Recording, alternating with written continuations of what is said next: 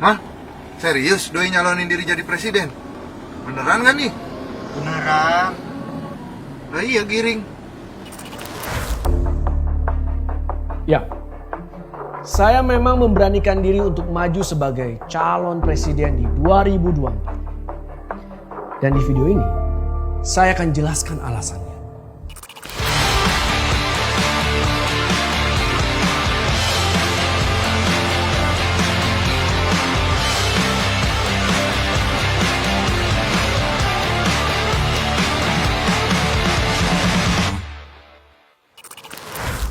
Saya sadar ini gak akan mudah. Saya justru terjun masuk ke dunia politik pada saat banyak anak muda gak suka, sinis, atau pesimis pada politik. Politik ya? Banyak ngibulnya gak sih? Politik ribet mas.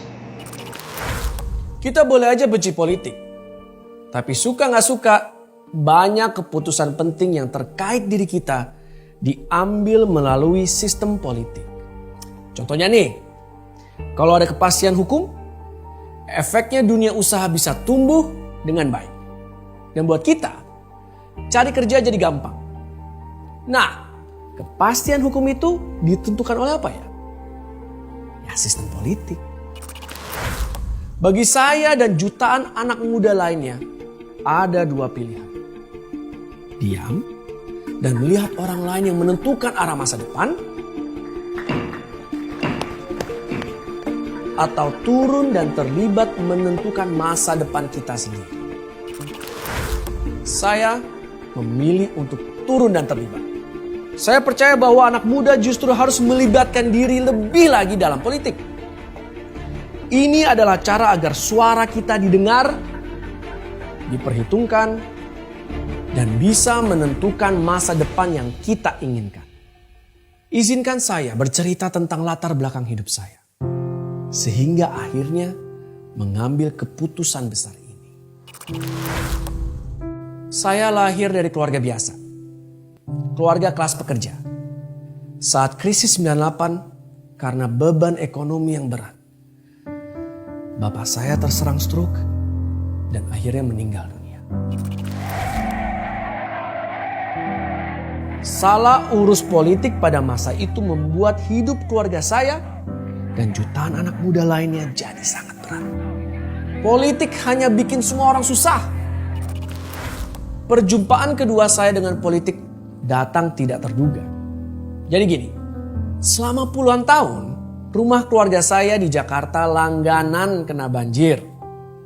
Tapi tiba-tiba tahun 2015 saya dan tetangga saya heran. Kok sekarang gak banjir lagi? Aneh juga ya. Ternyata selama ini kita terbiasa dengan banjir. Jadi begitu gak banjir, seperti ada yang hilang. Sejak itu, saya mulai memperhatikan ada banyak yang berubah di sekitar saya. Ada pasukan oranye yang rutin membersihkan sampah. Ada juga pasukan biru yang membersihkan sungai. Ketinggalan mas, itu mas, satu mas tuh. Wah, tuh mas. Ini hasil kerjaan Mas Giring harus diangkatin. Siapa? ABC! ABC! ABC! ABC! Sebelumnya, berpuluh tahun saya dan jutaan orang di Jakarta percaya bahwa kota ini gak akan pernah berubah. Mulai angkutan umum yang gak tertata, pelayanan publik yang lambat. Semua ini dianggap takdir yang harus kita terima menjadi warga ibu kota. Pandangan ini pelan-pelan mulai berubah setelah Pak Jokowi memimpin Jakarta. Kota jadi semakin modern. Kita bisa menyampaikan keluhan soal jalanan rusak, lampu jalan yang mati, atau sampah yang menumpuk lewat aplikasi. Penggunaan teknologi seperti ini bisa membantu menyelesaikan keluhan warga yang selama puluhan tahun cuma jadi tumpukan berkas laporan di kantor pemerintah. Bus-bus modern yang nyaman menggantikan bus-bus lama. Yang panas, pengap, gak aman, dan gak jelas kapan datangnya. Dulu, Kalau saya naik bus yang sepi, pasti was-was. Lirak-lirik kanan, kiri, sepanjang jalan karena trauma pernah kena todong.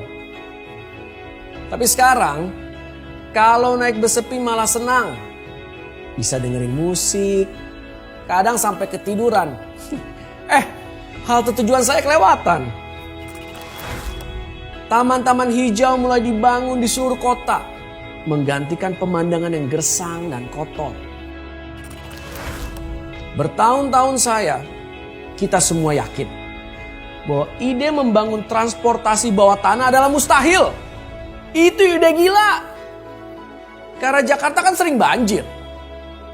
Tapi ternyata itu bisa. Sekarang kita punya MRT. Pelan-pelan saya sadar jika politik jatuh ke tangan yang tepat, justru akan membawa manfaat bagi banyak orang. Membuat hidup jutaan orang jadi lebih baik, lebih bahagia.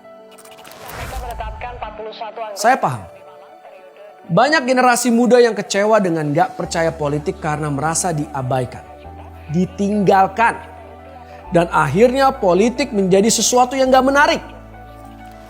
Pertanyaannya, kalau kita merasa diabaikan dan ditinggalkan, apakah kita akan diam? Buat saya reaksi yang sebaiknya diambil justru melibatkan diri supaya politik jangan jatuh ke tangan yang salah. Jatuh ke tangan orang yang gak ngerti kebutuhan, tantangan atau bahkan aspirasinya berbeda dengan kepentingan kita. Kaum muda. Kita sekarang sudah punya demokrasi. Kita punya pemilihan umum bebas. Satu suara asal dipergunakan dengan baik akan sangat berharga. Karena nanti di 2024 lebih dari setengah jumlah pemilih adalah kita, kaum muda. Perlu kita sadari korban pertama dari setiap kegagalan politik adalah kita, anak-anak muda. Karena anak muda punya masa depan yang lebih panjang. Kalau kita gak peduli pada politik dan gak mau terlibat, sikap itu justru akan membuat politik diisi orang yang salah. Bismillahirrahmanirrahim. Karena itulah saya, Giring Ganesha, memberanikan diri mewakili generasi saya untuk maju sebagai Presiden Republik Indonesia di 2024. Izinkan dan beri kesempatan kepada saya untuk melayani seluruh rakyat Indonesia. Saya percaya kita akan bangkit berdiri untuk Indonesia yang semakin jaya. Itulah cerita saya. Cerita yang akhirnya mendorong saya berani untuk maju.